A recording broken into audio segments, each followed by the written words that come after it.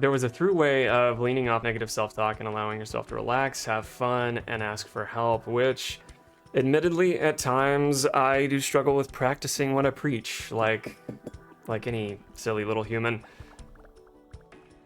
Also, hi Tel, welcome in. Before the break, we're kind of in the middle of a lecture from a social psychologist, Ryan Brown, Dr. Ryan Brown, PhD, speaking at Rice University about his musings of what he defines as honor culture, and where honor culture exists on a spectrum of honor culture, face culture, and dignity culture.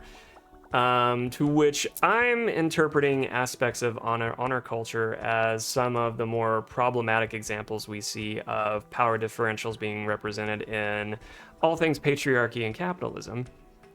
And the rhyme, reason, rationale why certain insecure persons would rather buy their coffee from Black Rifle Coffee versus some liberal coffee outlet, or why they would go to firefighters, movers, where you see these type of archetypes being prescribed recommendations based on their insecure identities with where gender is expressed, and masculinity and bravado and everything else. And it affects unrealistic body images, thinking, especially in like the 90s, guys thinking they needed to be built like Stallone and Schwarzenegger. To now, present day, we see the worst hyperbolic examples in like the manosphere and MAGA.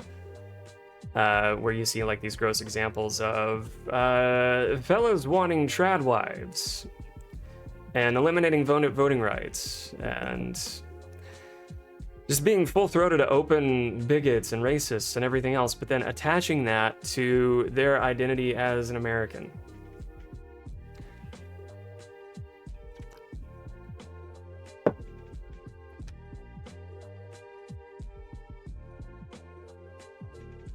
Did we love on Tell?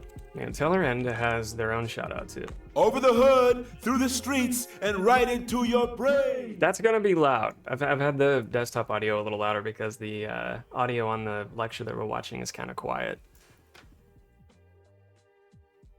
But why talk about any of this? I was saying this at the beginning of the stream, why talk about any of this is because it is Men's Mental Health Month. While it is Men's Mental Health Month coexists with Pride Month. And Pride Month wouldn't necessarily have to exist if it weren't for the coincidental pangs of all things associated with Men's Mental Health Month, meaning that men, insecure men, not all men, insecure men embracing the worst traits of the patriarchy and capitalism and making their insecurities someone else's problem results in us having a need for both Men's Mental Health Month and Pride Month. But if we can identify those securities, then we can prescribe access points of healing for them.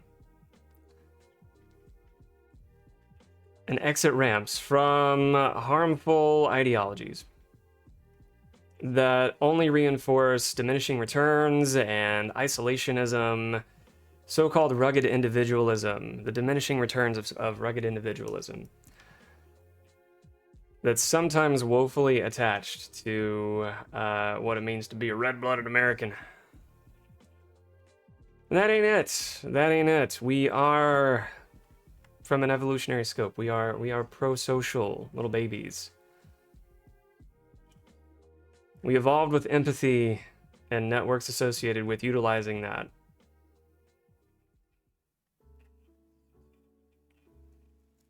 Danny's got a burb. Danny, thank you for kicking it with us. Is that 50 as we live and breathe? Tell, thank you.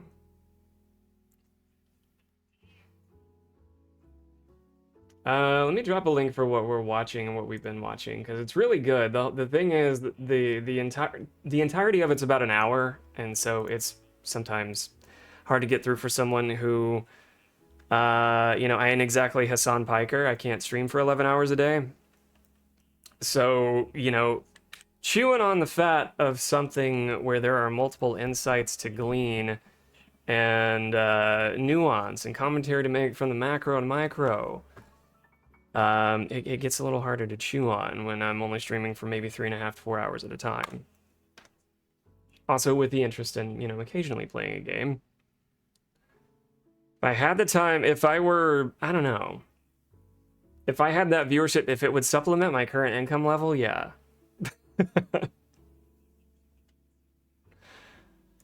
I say that, I don't know that I would go that long. I would probably treat it like an 8-hour workday because I would still want time to maintain what I do now, which is working with my local DSA and have times for friends and family and the ad hoc shit. Streaming for 11 hours a day is not always, I think even on a idealized like streamer kind of vision there, that's just not realistic or sustainable. I can barely tolerate a key light for 3 to 4 hours.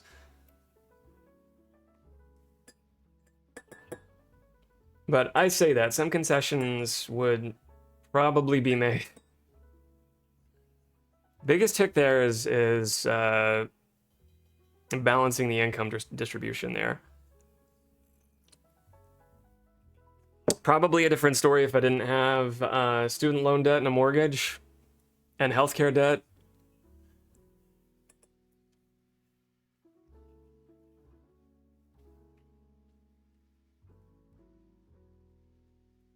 Yeah, I've had a team behind me. Yeah, and he acknowledges that when I listen to him. He acknowledges, his privilege of having an, relatively wealthy family who already, his uncle was already more or less at the helm of the Young Turks and kind of gave him a pretty easy on-ramp to having a platform.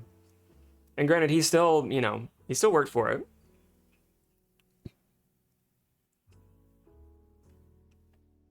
But he certainly had a leg up. He had a shoulder up. But yeah, he does acknowledge from the bit of time I've listened to him, he acknowledges that privilege pretty frequently. Need that wine glass? I would like for you to have that too. Even if you're not just drinking wine out of it. Haven't had any good dessert wine since moving to Texas. Oh.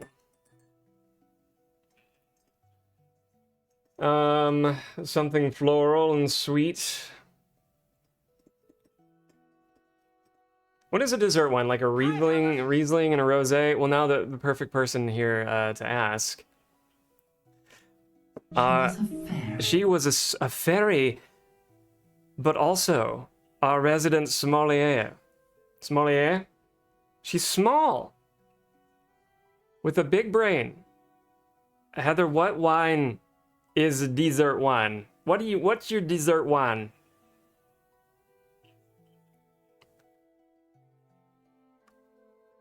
My dessert wine is coffee. Yeah, what came to mind is like Riesling and rosé, but I don't know if that's quite right.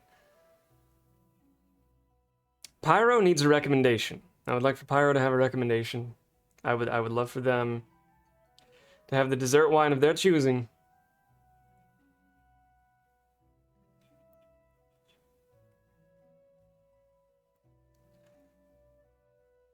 Love an ice wine or a late harvest. They leave the grapes on the vine until they're like until they're raisins and the sugar content is higher. Oh, that's really interesting. I guess even though they're at a raisin level, there's still a little bit of juice to squeeze. That's interesting to consider. Of which I never have.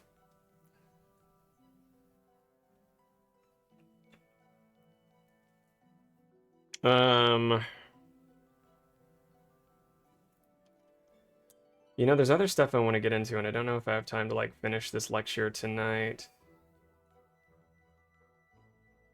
But I will put it in the Discord. I've already linked it there.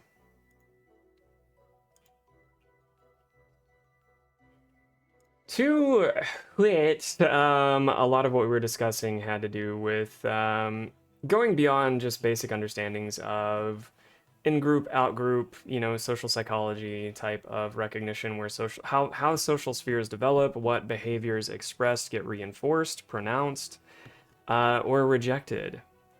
this in-group, out-group behavior. And within that, recognizing subjects like prestige bias, conformity bias. So prestige bias going to be the in-group bias that reinforces what is successful when someone takes a risk and starts a business. Or does something edgy, or tries a new fashion trend, or dunks on somebody, which can become, strangely pervasive depending on the type of prestige bias being reinforced in that group, as we're specifically relating that to what was being discussed earlier about honor culture, when the prestige bias may reinforce very harmful gender-based tropes, where power differentials get created, and reasons why we have labor organizing and civil rights protests, and why your grandmother wasn't allowed to wear pants at work until maybe the last years of her career, or get a bank account on her own without her husband's blessing, or take out a loan, or even vote to a certain degree. I mean, your great grandmother's there. The other part of that, when it's not prestige bias, is conformity bias. And so what gets reinforced to the point where someone may feel afraid of not conforming, which can result in like social masking and more performance and less comfort in one's identity because of what was expressed in the prestige bias side of things. They don't want to risk being ostracized and made an outgroup because that directly impacts their survival. We tend to have a great swell of physiological central nervous system responses to if we've been made to feel othered.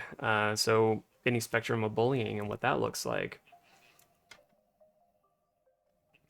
When Ontario realized they could make ice wines, they were really inexpensive and delicious. One particular year, they had botrytis. There's a topical ointment for botrytis, I believe. So spotted rash, yeah, by botrytis, it was one of the, I'm probably not saying that correctly. It was one of the most delicious things I'd ever had. Bought a couple of cases. Sadly, they realized they could charge more for the ice wine, so usually too rich for my blood these days. I see. Well, there's two things that I've learned existed in the last 20 minutes that I otherwise would not have, so thank you both. Raisin wine, raisin making dessert wine, did not know that was a product, but why wouldn't it be? To make a sweeter wine. And botrytis? We got a Heller in chat. Hi, Heller. It's good to see you. We were watching a lecture on, it was kind of a social psychology driven lecture on honor culture now that we're back from break. I don't know, there's so much more I want to read, but I kind of want to save it for tomorrow, to be honest. Would that be okay if I save the other talking points for tomorrow's stream? And we could switch gears into, chatting and playing Final Fantasy. It's already 11. Actually, these last two bits won't take that long to get through.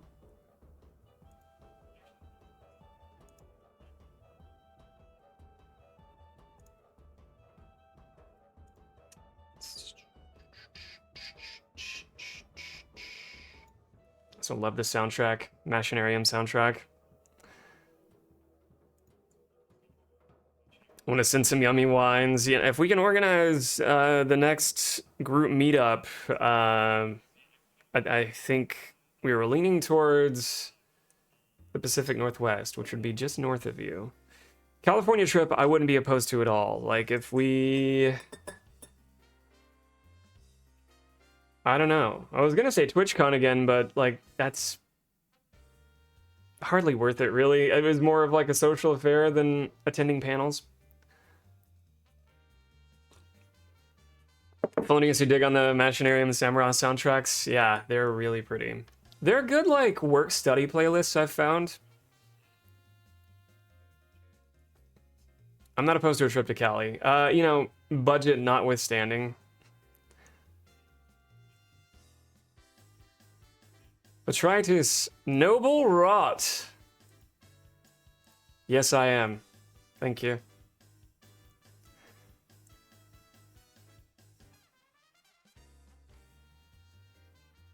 Well, I had some information. We'll just get into it because it won't take very long. And some information on speaking about dark triad traits and how to recognize them. So like one more time. Recognizing if a dark triad personality is trying to dick you down because of there's three things usually associated with dark triad. That's Machiavellianism, psychopathy, and narcissism. Machiavellianism, psychopathy, and narcissism, all which are kind of, it's like an overlapping theme with all of them of like this very self-interested, self-protective, self-reinforcing internal methodology where there's like this reward system associated with control and a lack of accountability. And kind of what you hear when we talk about things like Darvo, personality traits who would deflect, avoid, reverse victim, offender, the whole like Darvo if they're confronted with having hurt someone's feelings or done wrong or been found out from benefiting largely from an exploitative system. And then they deflect and say, well, this is your fault. You succumbed to this. Should have said something sooner. I wasn't yelling. I'm they don't know how to apologize. It's not, I'm sorry for my behavior. It's, I'm sorry you feel that way.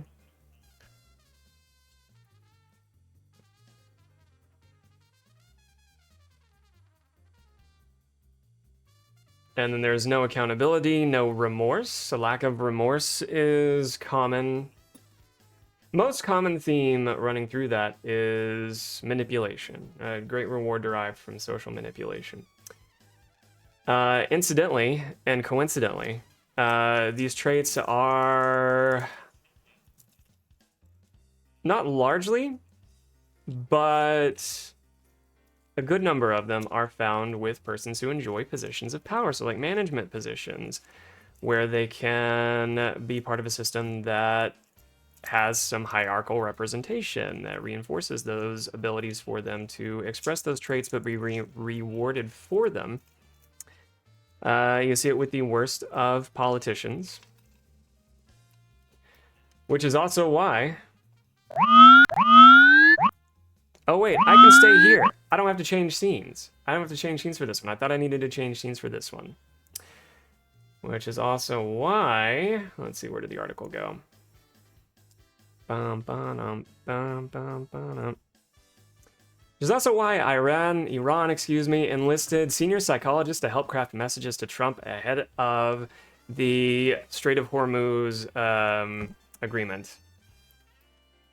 Which, if someone needs the TLDR on the whole Strait of Hormuz debacle and why everybody's gas prices went up, it's because in the first Trump administration, post-Obama, guess what they tore up?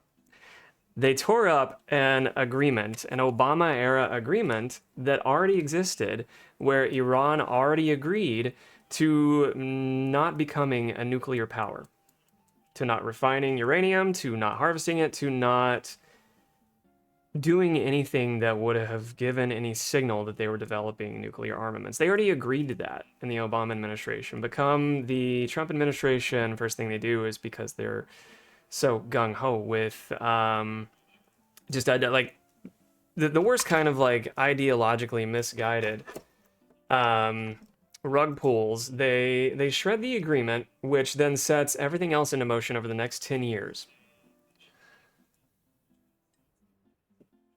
And then more recently, the last, 8 months?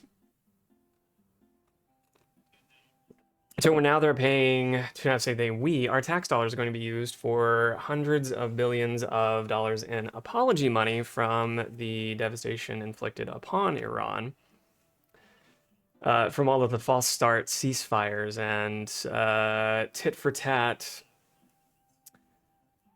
exchanges from one of the more bizarre personalities in the room. But part of that, outside of, honor culture, when we're talking about honor culture, largely having influence over the machismo, bravado expressions that needed to be represented desperately in the media.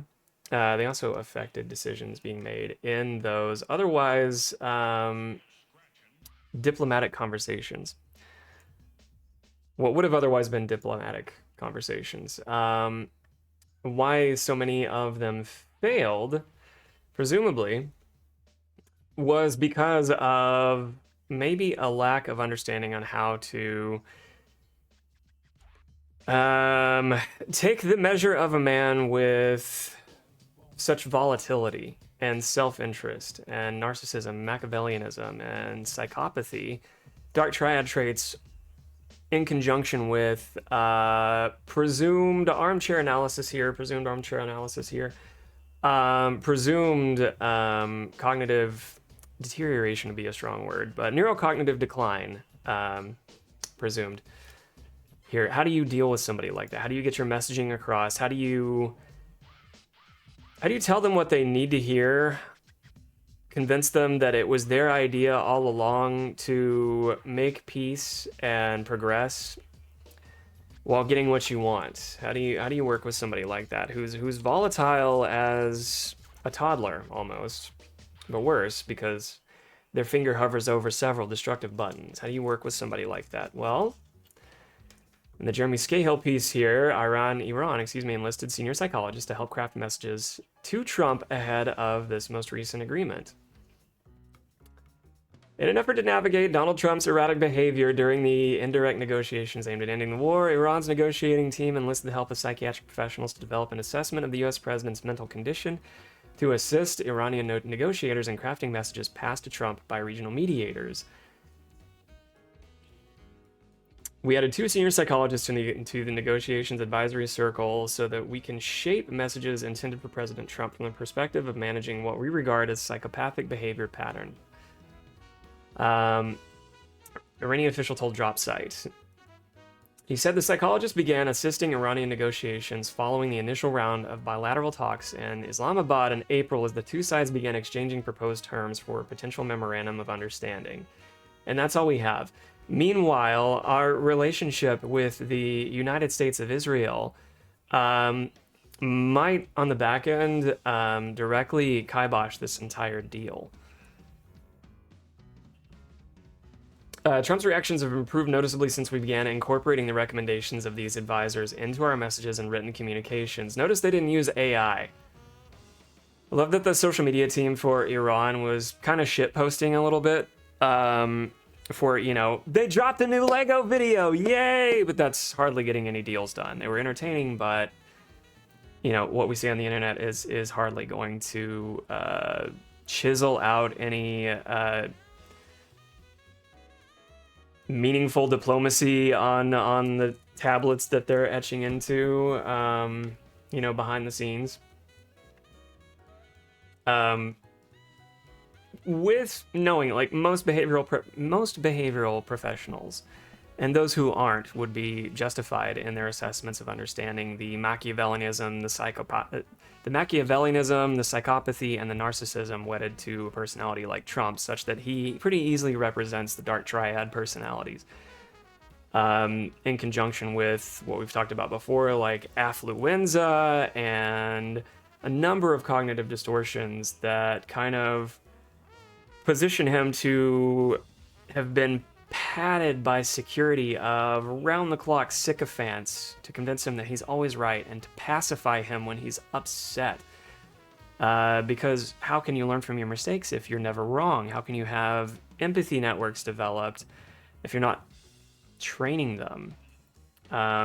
Or, for that matter, how to manage discomfort and distress. He doesn't have any of those. So it's sort of like a perfect storm of a personality for someone who's in power, and I think it was kind of a brilliant move to bring in, psychologists here to kind of inform the rhetoric of, we know beyond theoretically how to get what you need out of a personality like this. And typically there is like a little sweet talking, but you also have to be very rigid in your communication style. There's no room for gray area or interpretation, where like a lot of us appreciate nuance and gray area. If you're dealing with somebody with any semblance of narcissistic personality, you have to be pretty cut and dry. It also helps if multiple people are around when communicating that same message. There's no room for misinterpretation of who said and did what. What was being asked? You got something to drink? I have. I'm gonna get some. Also, hi, Ace. If he's even awake, well, I think, yeah, the dopamine hits he gets from truthing are giving him a little more of a hit and incentive to express alertness than attending, like, you know, important cabinet meetings or whatever summit he's supposed to be propped up in front of. I mean, he's a useful idiot at this point, to say the least, for his party.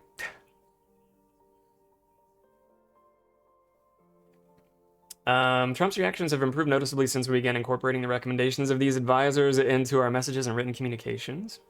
Because the exchange text will ultimately become part of the historical record, we conduct our negotiations in a manner that ensures the relative weight and sophistication of each party's negotiating techniques will be evident should these communications be made public in the years ahead. I think broadly there's a lesson to glean from that too of, okay, this personality type is similar to...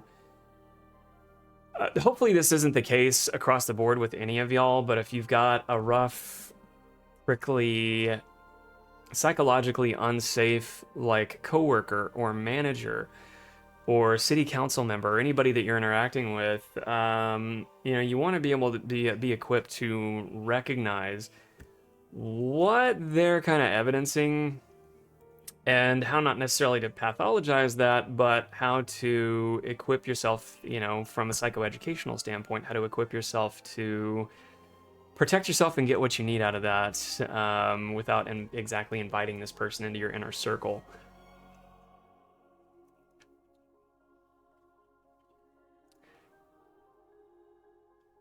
I mean, that's where that article's where I'm going with it. Oh, that's where I wanted to be. So I said earlier, dark triad personality is typically associated with three things: psychopathy, Machiavellianism, and narcissism. It's all right here. People with dark triad traits are often manipulative and have low empathy. It's hard to recognize the dark triad personalities because they're usually excellent liars. At least they are until they're not. You're welcome for the tunes there, Heller. I'm glad you're enjoying. Love the new emotes, by the way, Heather and Danny. They are a match. Look at them.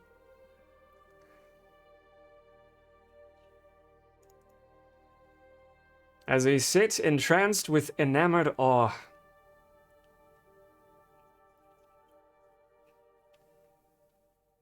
Telegram and Israel has since indicated they may not comply, which throws the whole deal into chaos. Exactly, yeah. Which I don't know if anybody else has been paying attention to this too, but Israel was their threat level of a security risk has been raised to like the highest measure. And this coinciding with, you know, this whole deal trying to go smoothly and not be pushed another 2 weeks. It's always 2 weeks.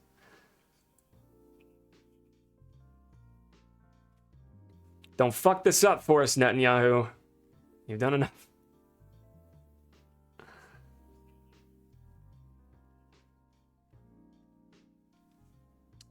Dark triad personality is a combination of three traits: narcissism, subclinical psychopathy, and Machiavellianism. These traits are associated with manipulative behavior, low empathy, and sometimes violent tendencies. Violence in this case doesn't always have to be physical. It can be emotional. It can be financial. Anywhere that person is rewarded from reinforcing their position of power and exploitation. As long as that differential gets reinforced, there's usually a hit of reward for them. To that extent, I believe would be defined as violence inflicted on the person. Are they more likely to use the blue turtle shells when given the opportunity at the worst times? Dark traits are generally associated with Mario Kart players who don't know when to quit. I'm kidding.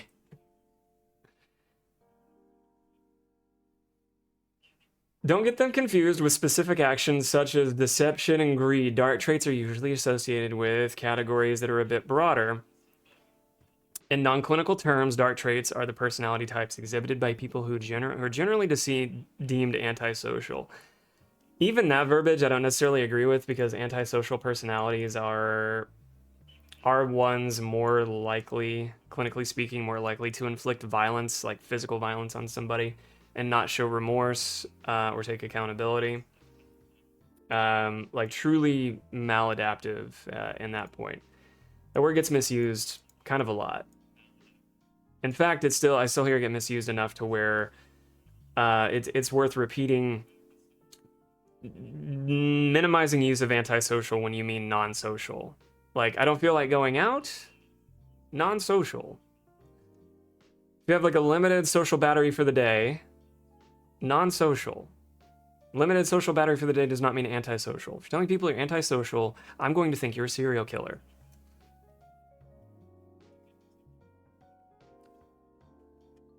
Internet being the internet, some of you might be. As long as you keep flattering me, we won't have a problem. Below, we'll go through specific traits that are indicative of the Dark Triad. Narcissism, one of the 3 traits in Dark Triad. Narcissism, most often misdiagnosed. People might label someone who behaves selfishly as a narcissist. Inherently, we are all a little bit self-interested. That does not make us narcissists. It's just to the degree that something becomes disordered, then it becomes a diagnosis. People might label someone who behaves selfishly as a narcissist. If this were entirely true, everyone would be a narcissist occasionally. However, narcissism, in a clinical sense, involves more complexity. To identify true narcissism, I might need another sip of my brown. Beg my pardon. You too. You hydrate too. I am watching.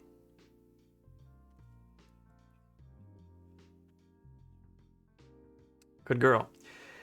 To identify true narcissism, psychologists use the Narcissistic Personality Inventory, NPI 4-part scale. A tool measures personal self-absorption, a sense of superiority, authority, and exploitativeness, where a person exploits others for personal gain. Often narcissists will have difficult time forming and maintaining relationships with others, since that would require them to consider someone else's needs outside of their own. So again, they're not going to have robust empathy networks. They may even besmirch the idea of empathy in general, or crack jokes about how they can put never been to therapy as their epitaph. Subclinical psychopathy. To understand what subclinical psychopathy is, first you need to understand psychopathy. Psychopathy, like narcissism, is a word that is thrown around a lot more than is actually appropriate, at least in clinical sense. True psychopath is someone who exhibits antisocial behaviors, namely they show a lack of empathy or remorse and typically have dampened impulse control. It's important to note that these aren't one-off occurrences. They're typically unrelated to instances that you can name from common everyday life experiences. For true psychopaths, this lack of empathy and remorse form the rule and is not the exception to their true behavior. Subclinical psychopathy and psychopathy may be closer than you think. Some psychologists even suggest that there isn't actually a qualitative difference between the two. I guess it depends on your school of thought there. That is, the behaviors of a psychopath and subclinical psychopath are the same. The differences instead are quantitative.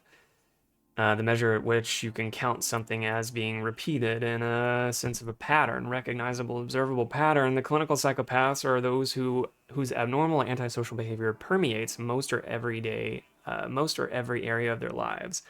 Subclinical psychopath, on the other hand, is an individual who exhibits these same behaviors, but the effect on their lives is lessened because the rate and extremity of their behaviors is lower. Machiavellianism, as the name suggests, can be summed up as a personality type that incorporates the ideas put forth by Niccolò Machiavelli, a Renaissance philosopher who described how a head of state ought to behave in one of his most acclaimed works, The Prince. Not the prince that we like. One of the main themes of the book is that the ends justify the means, and that its very theme underscores Machiavellianism as a personality type. Those who exhibit Machiavellianism are highly manipulative societally. They're often viewed as adept liars. Moreover, Their deception runs often much deeper. Machiavelli notes, in the prince, a true Machiavellian personality inherently understands the importance of appearing forthcoming while using deceit to obtain what they want. Does that sound like any establishment politician? Especially those in the pocket of AIPAC. How to recognize it? Well, we've kind of gone over how to recognize it. My more important takeaways are always going to be, just like when we're talking about any subject of mental health, the what do you do about it? Mindfulness practice associated with recognizing it is in part of the homework that we have to do. But, you know, what do you do when somebody like this is in power?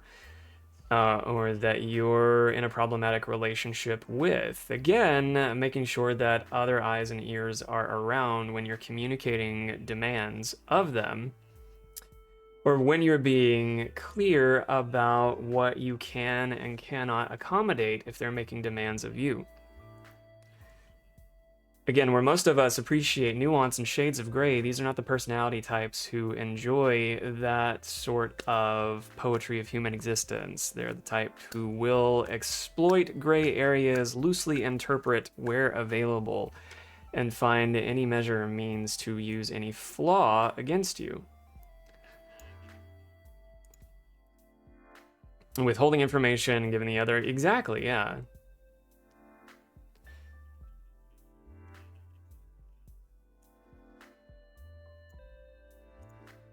I'll drop this in the Discord as well. I don't know if I put the link to the other article in here. I don't think we'll have time for this one, but I'll save it for tomorrow. It's an article on trauma, another one of our favorite subjects that we bring back around.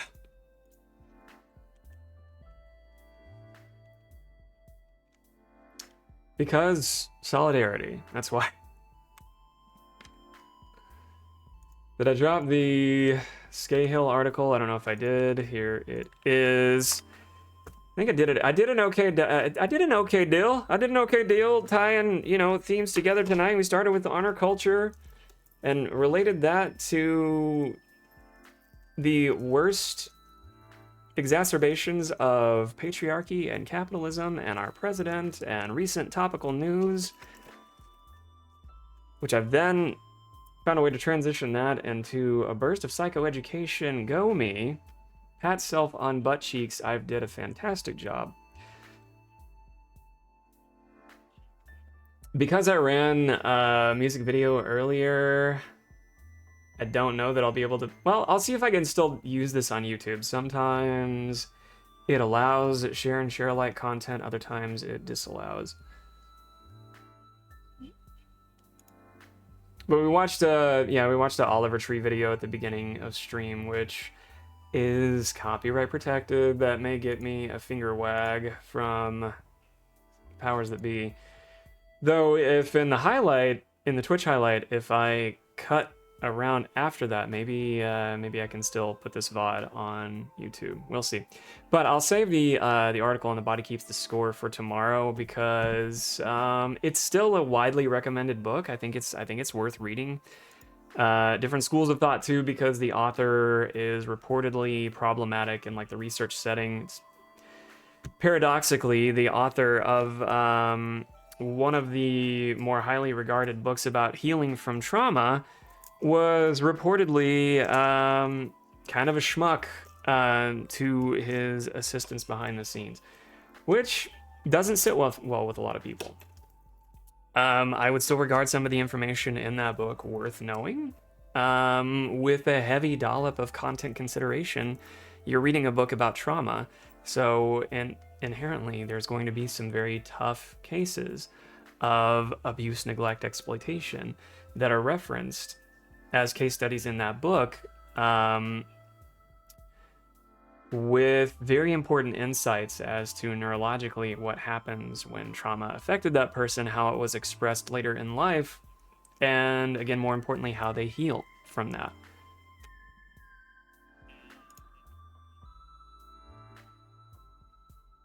I like to chew trauma and kick bubble gum. Did I do it right?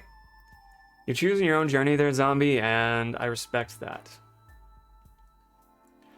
So a bowl of Cinnamon Toast Crunch would go hard. Is French Toast Crunch still, I can search that up. I've got the internet at my fingertips. I remember when French Toast Crunch was on my table. Favorite cereal as a child, favorite cereal as an adult child, go.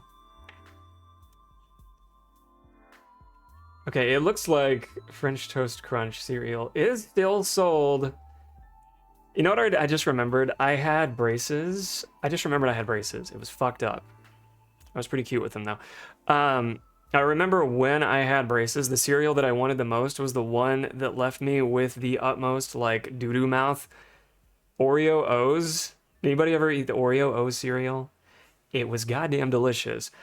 But one of the worst cereals to have to, like, brush out of all the brackets and rubber bands in my teeth. Like, not only did I have braces, but I had the upper palate expander. So I had this little expander on the roof of my mouth that we had to put a key in every night and turn. And we'll add that to my list of complex PTSD because I despise that. But food would get trapped. Chewed food, because digestion begins in the mouth, chewed food would get trapped above that little, like, I don't know, less than 1/8 of an inch space in my upper palate expander. Food get trapped up there. But then I also had the rubber bands on the side of my mouth. Brushing was fun. Brushing was fun. Doubly so with Oreo O's. I was a brave little cereal soldier. I would tough through it and still eat what I wanted. Favorite cereal as a child would have been... I changed so many. I liked Fruity Pebbles for a while, but you had to eat them really quickly because they got soggy so fast. Which just... I don't know. The Psychopaths loved the mushy texture. They were a good cereal to, like, put into, like, a Ziploc and then carry that as a snack for later in the day. Maybe not always one to put with cereal, with milk. Honeycomb.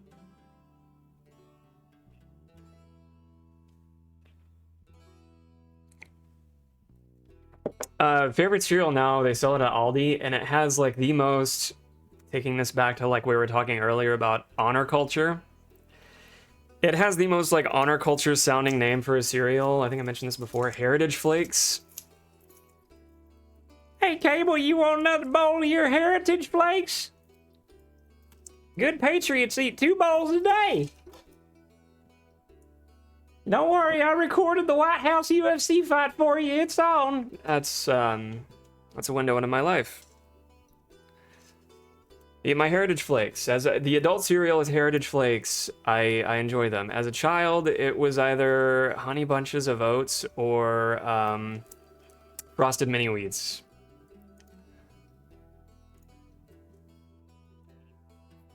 Frosted Mini Wheats were something I got made fun of, honestly, because it's not like the most, like, it wasn't marketed to children, I don't think. Maybe it was. I think it was the Mini Wheats component was considered like a mature adult cereal. I wanted to be perceived as mature while still getting my little hit of sweet, so Frosted Mini Wheats it was. Until I aged into something that had some notion of, like, leveling up that maturity and making a bold decision to then have Honey Bunches of Oats in my bowl. Which is, yeah, it's just similar to, like, Special K. I like how Pervert was flagged. I like how, hopefully that it's approved now, you know, we can see more of that. We can see more perversion here.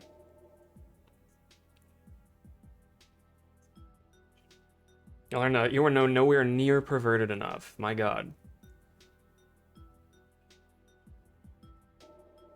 Dig in.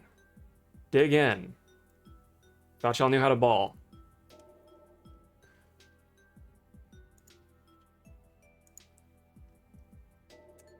I hate it when chat doesn't let me scroll up. I'm missing things. Always love Captain Crunch despite the devastation it inflicted. I'm a bit of a pervert because my favorite cereals were Raisin Bran. Oh, yeah. When I would stay at, like, a grandparent's, That was the cereal I associated with the elderly, was Raisin Bran as a child. When I saw and spake and ate as a child.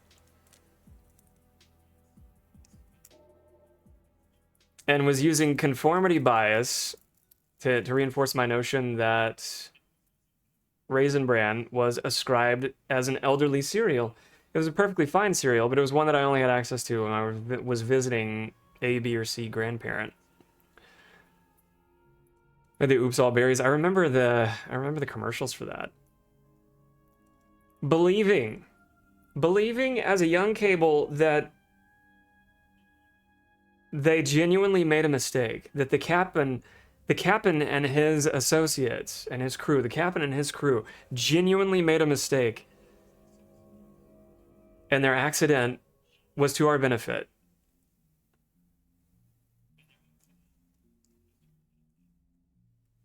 Grape nuts. Okay, I've got a box of grape nuts in my pantry right now. But that was another one. I remember my mom having grape nuts around, and that was a cereal that I would try occasionally and wonder why she bought them. But I get it now, you know, you put a couple of spoons of those in some yogurt with a little honey, and it's kind of good. Bran does feel like... So, psychology fun fact about breakfast cereals in general. When bran flakes were introduced, they were literally introduced as a psyop to prevent young boys from masturbating. And you can fact check me on this. As always, listen to your pal Cable at your own peril. This is one of the few places where cable TV is actually good for your brain. You're welcome. There's your psychology fun fact for the day. When bran flake type breakfast cereals were introduced, they were literally introduced to the market en masse, prescribed for young boys to eat to prevent them from masturbating. They thought they were so bland that it would mitigate their interest in having any horn.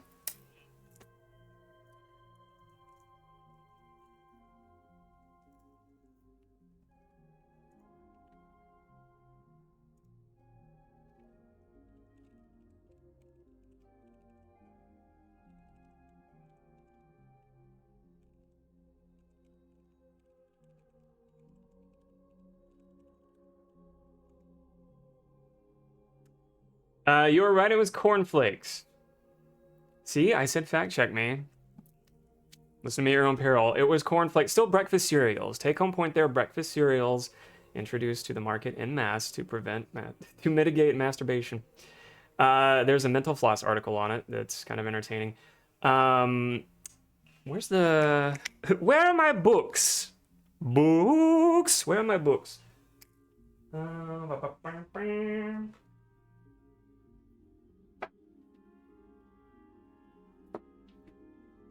Okay, this one. This is one of my favorite reads of all time. Can't recommend it enough, and nobody's normal. This goes through the origins of... So this author, his father was one of the many authors of the very first DSM, one of the very first authors of the Diagnostician's Manual. So first edition. We're now on DSM-5.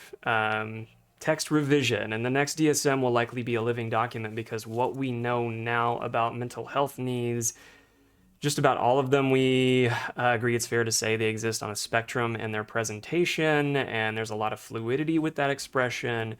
There's so much more evidence to support the science of psychology and psychiatry than there was when it was existing in its first iterations. And so what this author does is uncover the problematic origins of capitalism creating and exacerbating a lot of mental health conditions by way of that system exploiting others and using othering honor culture type systems to hospitalize those who behave like a psychotic woman. That was one of the first big otherisms that happened there.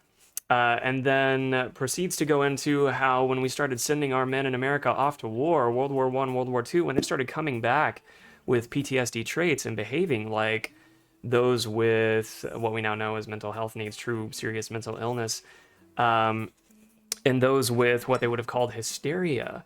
When we sent our boys to war and they came back with mental health needs, they started normalizing the idea of treating it, but only when it affected men en masse in the Western world. It goes on to the other problematic iterations of psychiatry, including the marketing of certain medications for, like, you know, your benzodiazepines and your stimulants. Brings it up into present day to talk about how we heal and everything else. And fuck, we're gonna hit an ad. I'm gonna take a break now. That was a bad time to shoehorn all of that. So ads, music, movement, give yourself that. I'll be back soon. Video games soon. I'll just chill here while we're in an ad. I'll just chill here. If you can hear me, thank you. If you can hear me, that means you're subscribed. Thank you. The book goes into more than what I just said. I mean, that's like a few chapters. But the cornflakes little anecdote exists in here too.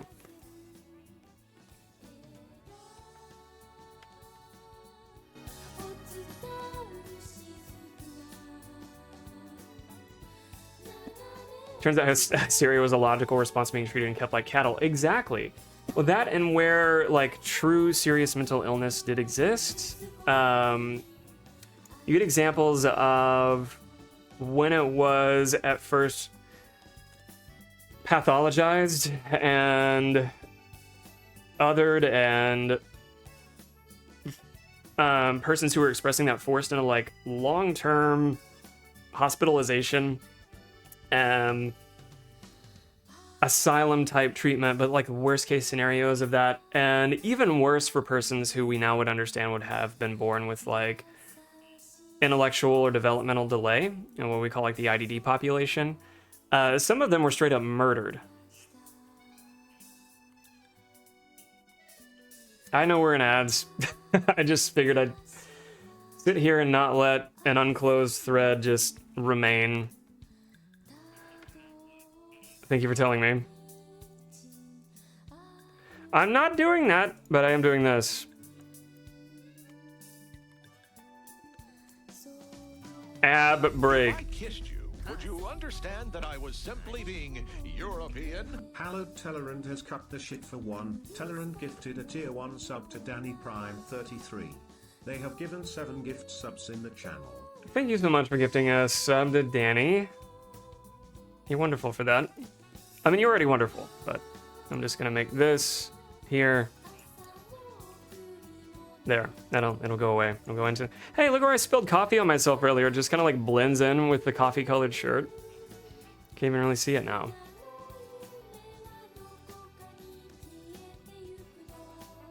Telling women to calm down and be less emotional benefits the patriarchy, and so does treating men for CPTSD and shell shock if you want them to keep dying for their country. So yeah, the book gets into that, and again, I can't recommend this enough. It's on audiobook too, but I return to this often. Like, I still reference this for work pretty often, just to help someone unpack like the origin of like a problematic ideas. When we were talking honor culture earlier, this speaks to a lot of overlap with both the prestige and conformity biases and, you know, just general purpose like social psychology associated with how the public by and large recognized, understood, pathologized, and eventually made gradual improvements, not quickly enough, but gradual improvements to all things mental health. But yeah, at its earliest and ugliest incarnate. Are we back? Are we out of ads? Wake up. We're at grandma's. Are we out of ads? Good. For its earliest and ugliest iterations and incarnations, yeah, it was pretty disgusting. Let's see, I've got notes on the book actually.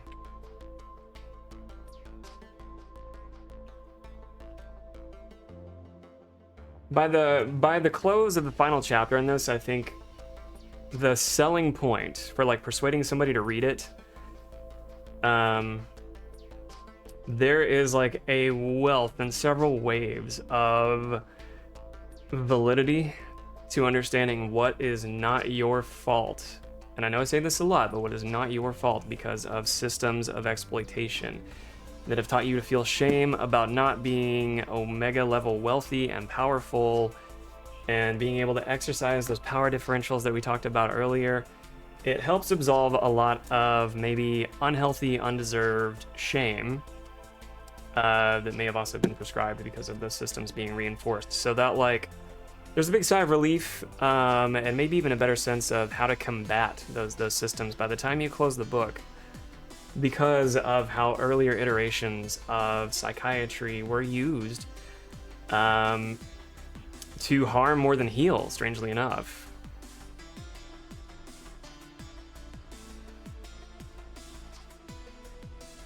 Where in the hell? That music in the background briefly sounded like the X-Men theme song. There it did again.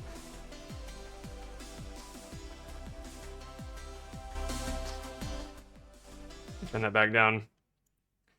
Don't you miss this, Tell, you absolute sweetheart. Thank you for gifting that sub to Danny.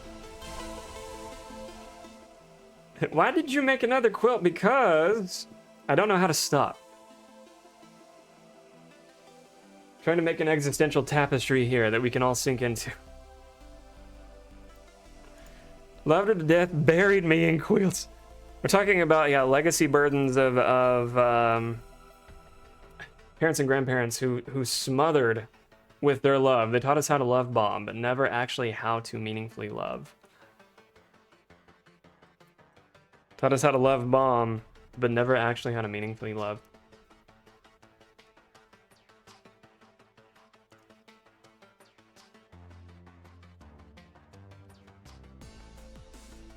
How would y'all feel about love languages if I said that love languages had no, like, empirical basis? If I said there was no real evidence to support their use case? They're access points to, I think, help deepen someone's recognition of themselves in relationship to another, and maybe have some language to describe how they interact with their loved ones, but the curious question there is, if someone attaches too much to a love language, does it become like any other mental health theme? Does it become something that can be used against or pathologized or problematic?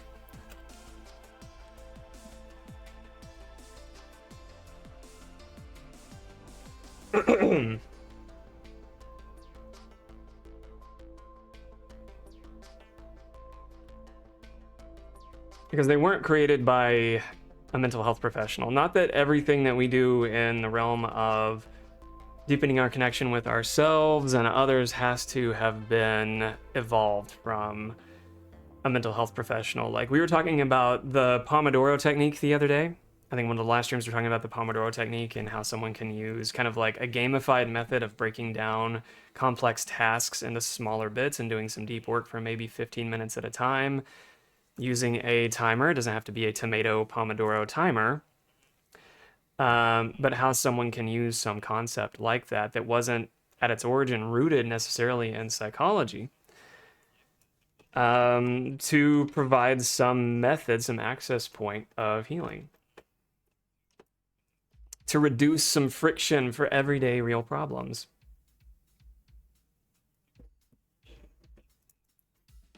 Access point's one you're going to hear me use a lot. It's one I use for work that I'm trying to use more in this space, so I'm glad you like it. The access points I use when we talk about... I used to be really prickly, like when I first started streaming, I used to be super prickly about hearing someone who would self-diagnose, hearing about someone who would self-diagnose on the basis of, say, unwittingly being attracted to like a very charismatic, persuasive, attractive TikTok, YouTube, pick your social media influencer, perpetuating kind of the worst tropes of mental health and profiting from it, but then offering that up as psychoeducation without having any depth behind it. So the everything is ADHD, everything is autism type of TikTok mental health influencers, resulting in people thinking that They may carry those diagnoses when they don't. Conversely, that type of content, whether I like it or not, becomes an access point to someone then feeling more comfortable to talk about their mental health diagnoses with others in any social sphere, potentially ultimately putting them in front of a licensed professional who can provide them a better inventory of mental health in general and what symptoms actually are aligned with, like what 5 symptoms are needed to have a major depressive diagnosis or bipolar disorder or ADHD or autism spectrum disorder, and go through that symptomology with them and help them realize that, oh, it's generalized anxiety disorder that I've been living with all my life versus, and there's a lot of overlap with this, and it's someone who may recognize that they actually were dealing with anxiety, a disordered version of anxiety, not the sort of anxiety that neurotypical people would deal with every day if they're running late for work, but a disordered version, learning what disorders are in general, and kind of having some diagnostic hillograms, but having an ability because of those access points, even though the access points may have been providing the misinformation, resulted in a place where they gain a better understanding of what is, what isn't by way of diagnostic clarification. I think I'm a little softer now about where I was 3-4 years ago, while still being rightfully prickly about anybody who is willingly or unwittingly perpetuating misinformation or disinformation. 4 clicks. 4 clicks. And again, it was the type of TikTok, YouTube influencers who thought that, like, because you're hypermobile or can hyperextend or more flexible than others, then that alone meant your ADHD. No, there are 5 to 6 other symptoms that you need to meet. Now, there is, maybe 40% of persons who are hypermobile who may carry an ADHD diagnosis, but that on its own, no, does not speak to anything disordered, socially problematic, friction in someone's everyday life. But again, I try to, not to shoehorn it in, but have a cognitive reframe to say, okay, what positive takeaways can we get from this? Because I don't want to inadvertently or even directly shame somebody for being curious about their own mental health. Because as we know, an adage that I hope you pick up from me and use, a brain in shame will not positively learn the thing.